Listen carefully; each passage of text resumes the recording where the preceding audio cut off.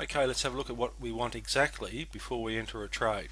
We've done all the work on identifying the range available to us is giving us a sufficient risk-reward ratio. We've got the correct size chart to enable us to read the turning of the market correctly and give us an entry inside our 20 to 25% area to give us again supporting our risk-reward ratio. We've got our swing low in the correct location in comparison to the last leg up. And then now all we simply look for is increasing speed of transacting by buyers.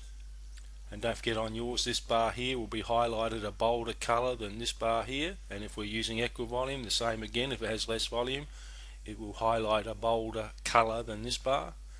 And we want our buyers to equal or beat the last two selling transactions. And increasing speed, it's inside our last square. And last square is simply the last accurate angle of achievement. So if prices come from here to here, now we're saying this price potential setup here is over square because the angle of achievement created by the combination buyer, sellers and offer says this is over square. So equally important, as we look for our entry back inside coming back up, we make another square coming down here and go across here, and then if it's a strong setup, high quality setup, it should come back inside square. If it goes over square, the exact conditions apply here as apply that if the low was created down here, something has changed. That should come back inside square and give you your entry signal. Just consider your last square as a window of opportunity. Obviously, the higher the swing low is made and the further away from the R line, the wider your window of opportunity of the square is going to be for price to get back inside.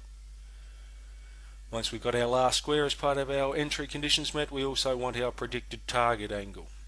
Again, the predicted target angle comes from here. We duplicate this angle of achievement, we swing it on our swing low, and we extend it into the future, providing us with an exact roadmap and a target.